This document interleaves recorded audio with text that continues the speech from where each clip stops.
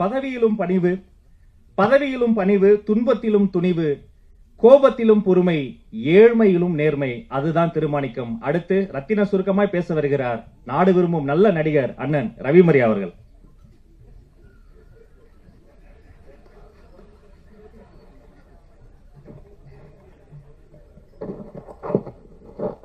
நடுவில் இந்த அட்வைஸ் எதுக்குன்னு தெரியல.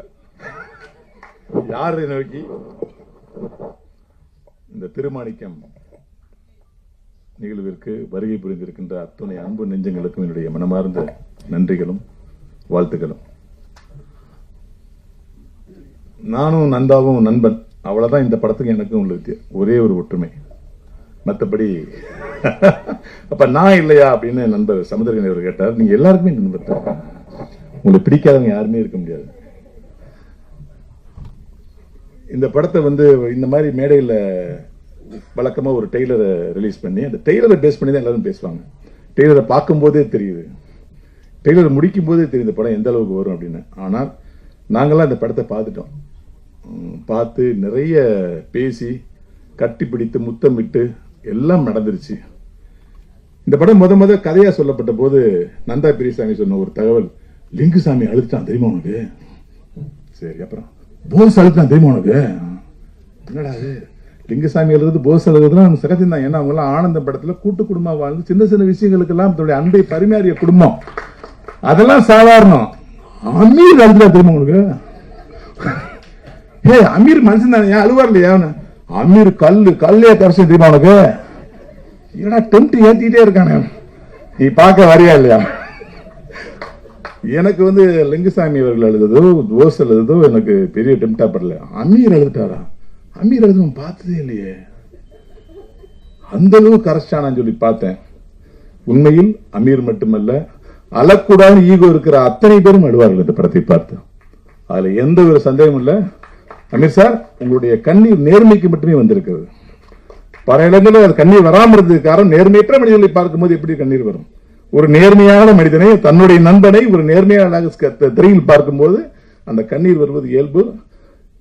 அதாவது அவன் முடிவு பண்ணிட்டான், ஜெர்சி மாட்டை ஒரு 10 லிட்டர் பால் கறக்குற மாதிரி பார்க்கிறவங்க அத்த கண்ணுல இருந்து கண்ணீரை கறந்துடணும் அப்படின்னு. அதுக்கு காரணம் அவனுடைய எழுத்து. மிக மிக மிக உண்மையான ஒரு எழுத்து. நான் அதுல ஒரு இது சொல்லியிருப்பேன், நிறைய நான் பேசினேன். கட்டிங் மைண்ட் ஒரு விஷயத்தை பேசணும். விளிம்பு நிலையில் பக்கத்திலிருந்து அனனியா பேசுவதும், நேர்மையின் பக்கத்திலிருந்து சகோதரன் சமுத்திரகனி பேசுவதும் புத்தகமாக வெளியிட ஒரு வசன வார்ப்பு அப்படின்னு சொல்லியிருந்தேன். அதை நீங்க படம் பார்க்கும்போது உயர்வீங்க. இந்த படத்தை தயாரித்த நம்முடைய GPRK சினிமாஸ்க்கு இந்த படம் எப்படின்னா, ஒரு புது வசந்தம் படம் எடுக்கும்போது சூப்பர் குட் பிலிம்ஸ்ங்கிற ஒரு கம்பெனி தரமான படத்தை எடுக்கும் அப்படிங்கிற ஒரு பிள்ளையா சொல்லி போட்டு, ஒரு குஷி படம் எடுக்கும்போது ஒரு எக்ஸ்ட்ராடனரி ஒரு ஹிட் படம் எடுத்திருக்காங்க அப்படின்னு ஒரு சூர்யா மூவிஸ்க்கு ஒரு படமா இருந்துச்சு. திருப்பை சாயம் பிக்சர்ஸ் எடுக்கிறப்ப படங்கள் எல்லாமே நல்லா இருக்கிற ஒரு கண்டிஷன் ஏற்படுத்தினுச்சு. கவிதாலய படங்கள் எல்லாருமே எக்ஸ்ட்ரானரி படத்தை எடுப்பாங்கிற ஒரு விஷயத்த மக்கள் மத்தியில் ஒரு அப்படியே பரவலா பண்ணுச்சு. அதுபோல இந்த கம்பெனி, இந்த படம் ஒரு மிகப்பெரிய ஒரு அஸ்திவாரம், மிகப்பெரிய மைல்ஸ்டோனா இந்த படம் அமையும். இந்த படத்துக்கு அப்புறம் இந்த கம்பெனி என்ன படம் தயாரிச்சாலும் நல்ல படமா இருக்கிற நம்பிக்கையை இந்த படம் கொடுத்திருக்கு. இதுல நம்ம நண்பன் சமுத்திரகனி நடிச்சது எப்படின்னா, மதுரையில் ஜிடெக்ஸ் அப்படின்னு ஒரு டெய்லர் கடை இருக்கு. அங்க அந்த கடையில போட்டி போட்டு சட்டை தைப்பாங்க. அமீர் சாருக்கு தெரியும், நாங்கெல்லாம் மதுரைங்கிறதுனால. சமுத்திரகனி நம்ம சேத்தூர் தான், அவரும் மதுரை தெரியும். பக்கத்து நண்பர்கள் அட்வைஸ் பண்ணுவீங்க நீங்க. அந்த ஒரு நிலைமையை இந்த படம் நமக்கு ஏற்படுத்தியது. இதுல பாரதிராஜ சாரும் நாசர் சாரும் லிமிடெட் சீன்ஸ்ல அன்லிமிட்டெட் எமோஷனல் கொட்டிருக்காங்க நான் சொன்னேன். அதோட இன்னைக்கு வடிவுக்கரசியம்மா கதையை சொல்றாங்க, சொல்லல, அதெல்லாம் மீறி அவங்க ஒரு பண்பட்ட நடிகைங்கிறது. இந்த படத்துல வசனமே இல்லாம பல இடங்கள்ல கண்ணால் நடிச்சது நான் பார்த்தேன். முன்னாள் தான் ரொம்ப, அதாவது இந்த மாதிரி நடிகை எல்லாம் இந்த சமூகத்துக்கு இவங்களுக்கு நிறைய படம் கிடைக்கணும். அப்படியே ஜம்பாய் போறோம், புது புது ஆளுகள் வரும்போது பழைய எல்லாம் மறந்து வரும். இந்த மாதிரி நடிகைகளை தேர்ந்தெடுத்து உண்மையான நடிப்பு என்னங்கிறது இந்த படத்துல பார்த்தா வடிவுக்கரசியம்மா பண்ணிருப்பாங்க ஒரு கேரக்டர் மேடம். அப்புறம் பொதுவா இந்த படத்தை பத்தி சொல்லணும்னா ஒன்னே ஒண்ணுதான் சொல்லணும், நேர்மைதான் வெற்றியின் ரகசியம் கவிப்பேரரசு வைரமுத்து ஒரே வரியில் எழுதினதுக்கு 2 மணி நேரம் நேர்மையா உழைத்திருக்க அத்தனை டீமுக்கும் என்னுடைய மனமார்ந்த நன்றியும் வாழ்த்துக்களையும் தெரிவிச்சுக்கிறேன். இங்க நந்தா பெரியசாமியுடைய மகளும் காத்திருக்காங்க. நம்ம அப்பா எடுத்த படம் எப்படி இருக்குன்னு அந்த குடும்பத்திலே நான் பேசிட்டேன். கிட்டத்தட்ட 30 வருட தியாகம், 30 வருட தொடர் ஓட்டம். தொடர் ஓட்டத்துல 4 பேர் தொடர்ந்து ஓடிட்டே இருப்பாங்க. ஒரு ஆள் போய் அந்த ஸ்டெம்பை கொடுப்பான், இன்னொரு ஆள் வாங்கிட்டு போவாங்க, இன்னொரு வாங்கிட்டு போய் 4வது ஆள் போய் கரெக்டா பாஸ் ஆகி போனாதான் அங்க வந்து கோல்டு மெடல் கிடைக்கும். இந்த 4 பேருமாகவே மாறி மாறி ஓடியும் தான் நந்தா பெரியசாமி.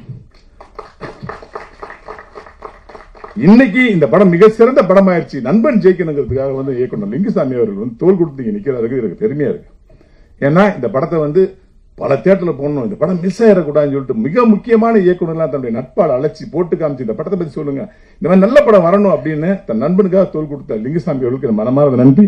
இந்த படத்தை நேர்மையின் பதிவா உங்களால் கண்டிப்பா பண்ண முடியும். நீங்கள் தூக்கத்தில் எழுதினால் கூட இந்த படத்தை உங்களால் தவறாக எழுதவே முடியாத ஆணித்தரமான நம்பிக்கையில உங்களுக்கு விடைபெறுகிறேன்.